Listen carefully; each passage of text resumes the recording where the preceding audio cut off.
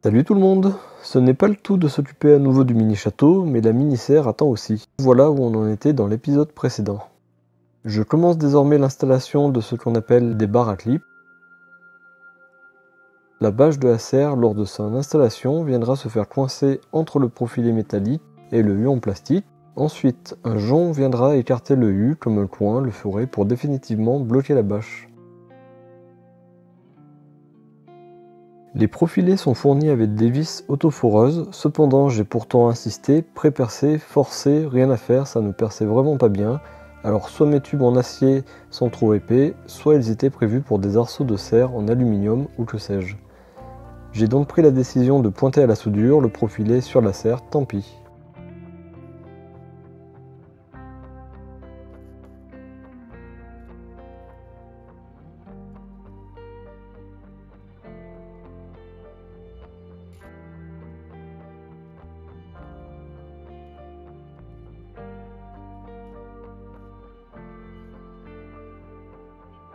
C'est un modèle de forme rectangulaire, ce qui permet contrairement au carré de le cintrer sur place, selon la courbure de la serre. Cependant, il faut garder à l'esprit qu'il faut prévoir pour le cintrage soit une serre qui résiste à la force à exercer dessus, soit une petite installation pour le cintrer à côté, mais il faut y aller franco pour arriver à leur donner la courbure souhaitée.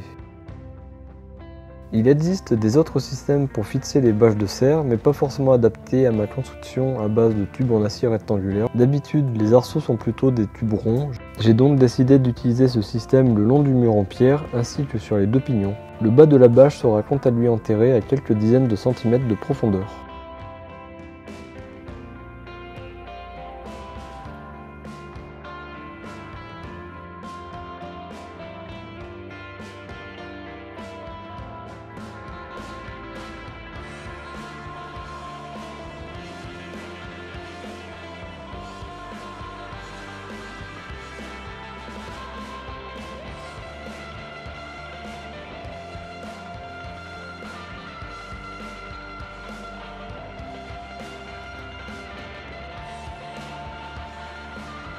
J'avance donc petit à petit en m'aidant des serre-joints pour maintenir plaquer la barre contre la serre le temps de faire mes points de soudure.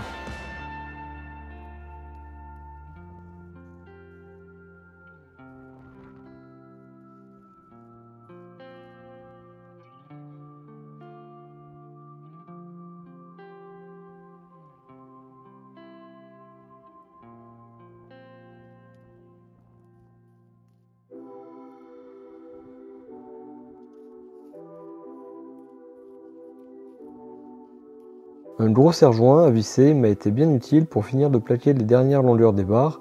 Le bras de levier s'étant fortement réduit, il devient impossible à la main de courber les derniers 70 cm de longueur.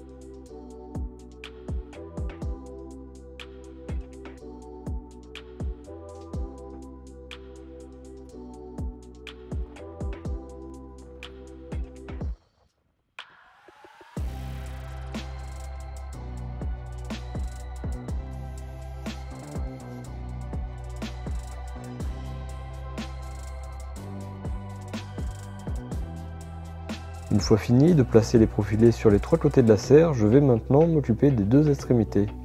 Je commence par celle qui sera le plus travaillée, qui donne du côté des bâtiments.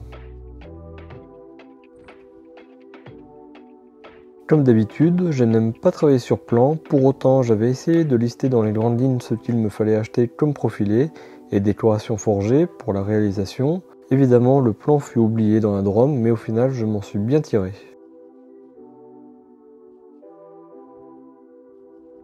Je commence par souder 2 gros profilés de récupération qui vont former les montants de la future porte.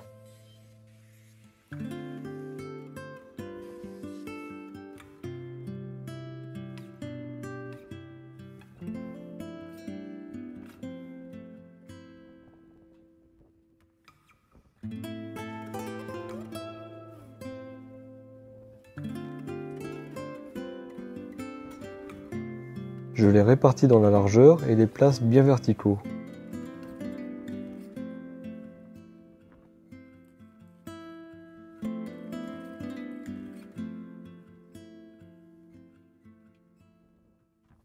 L'espace entre les deux est d'environ 90 cm afin d'avoir une porte d'un peu plus de 80 cm au final.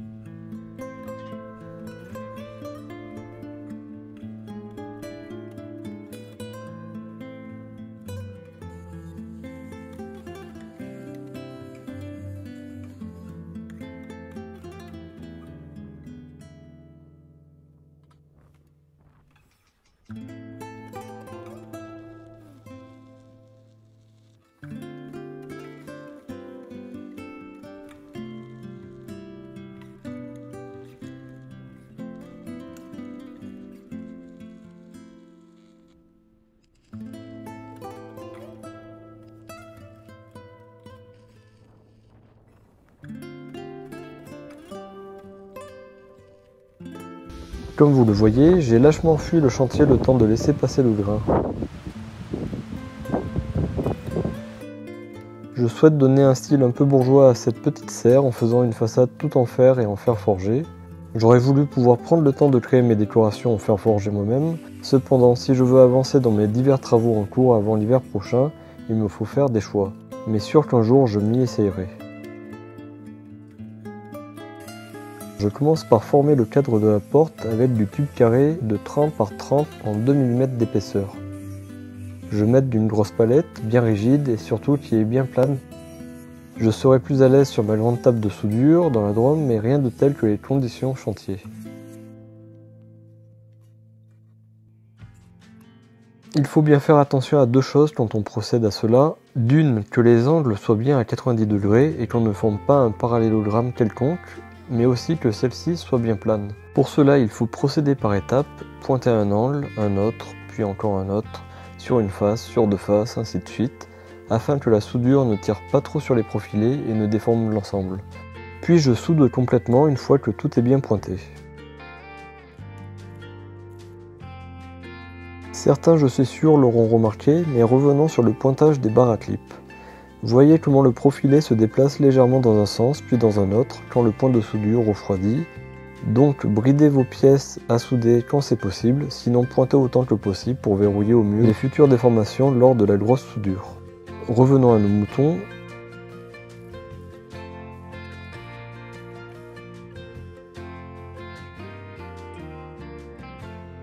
Une fois le cadre réalisé, je vais souder les pommelles entre le montant gauche et le cadre créé juste avant. Ici, le point à respecter est l'alignement des pommelles entre elles, sinon il y aura selon l'erreur soit une résistance à l'ouverture, soit déformation d'un des éléments, soit casse de la soudure.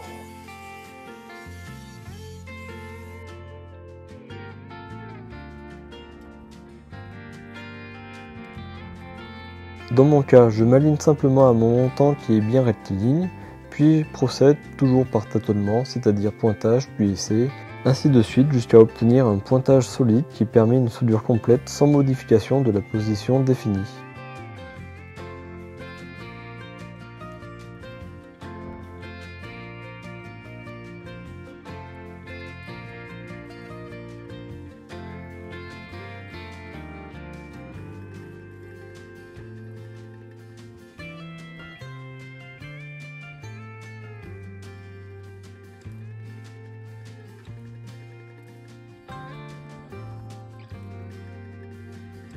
Une fois que c'est tout bon, il est temps de passer au remplissage de tout cela, je vous laisse en profiter en musique.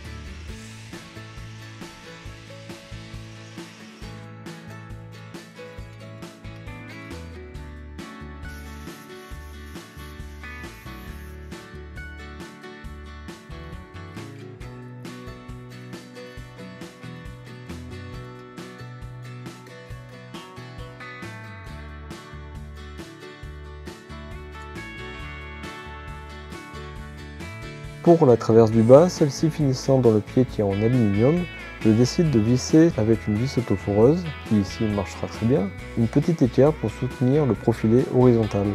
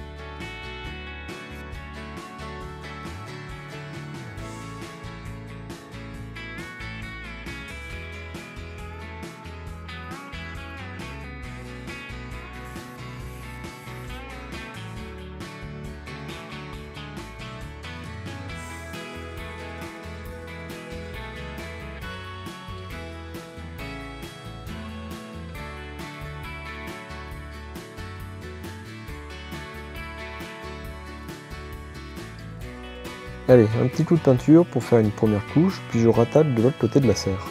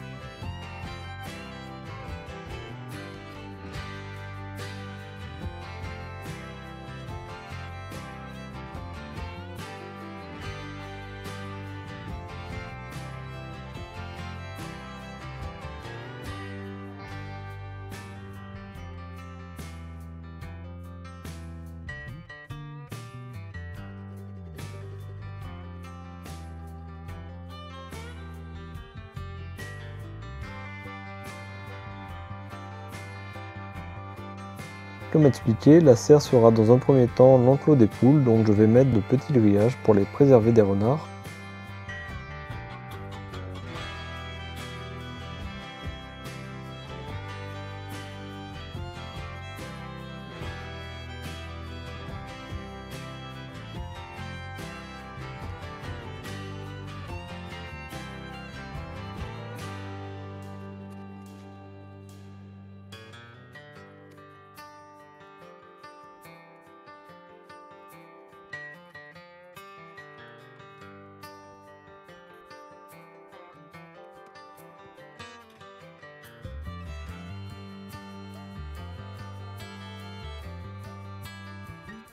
Je place un panneau qui est en fait ce qu'on appelle un trier soudé de carreleur qui est galvanisé, afin de voir où placer mon premier montant. Ici il n'y aura pas de décoration particulière, je pourrai toujours en ajouter plus tard car celui-ci ne sera pas bâché le temps que la serre abritera les poules. Je pourrai donc souder des profilés et décorations forgées sans risquer de percer la bâche. Le but est donc juste de rajouter des renforts afin de rigidifier les panneaux de grillage qui viendront fermer ce côté.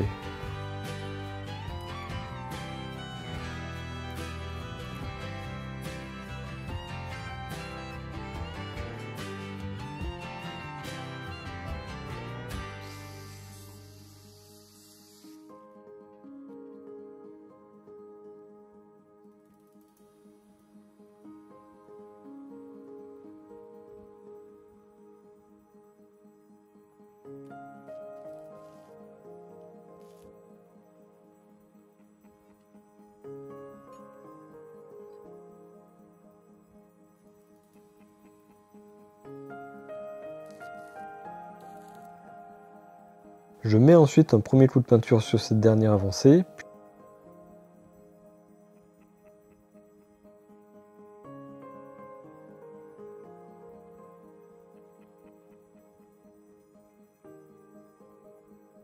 Puis repasse à l'autre extrémité afin de recouvrir l'ensemble de la structure de la serre d'une deuxième couche de peinture.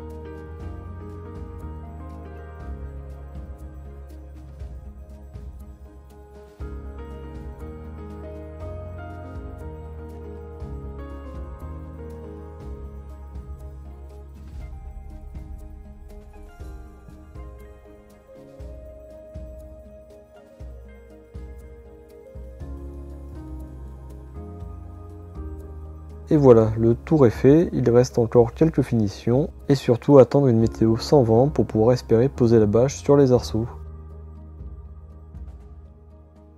J'espère que ce petit bricolage vous aura plu, je vous dis à bientôt.